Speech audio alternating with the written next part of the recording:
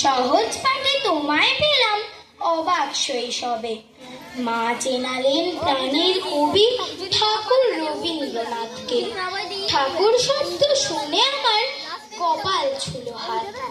মা দেখালেন ছবি, নুইয়ে নিলাম মাথা। সেই থেকে আসনখানা বুকের মধ্যে পাতা। আজ 25শে বৈশাখ। আমাদের আজকের নিবেদন কবিগুরু রবীন্দ্রনাথ ঠাকুরের সহজ পাঠের কিছু সহজ কথা। পরিচালনা ও নির্দেশনা আবৃত্তি মঞ্জুরির শিক্ষিকা বন্দিতা হালদার নাগ মহাশয়া। তবলায় বিদ্যামন্দিরের প্রধান শিক্ষক উমেশ দাস মহাশয়। অংশগ্রহণে আমি ইমন, সুসানা, অগ্নিবু, অনুসুয়া ও আরিত্রী।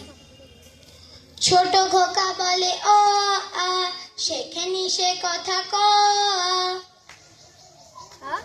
হর্ষই দীর্ঘই বসে খায় ক্ষীর, হর্ষ দীর্ঘ গাছ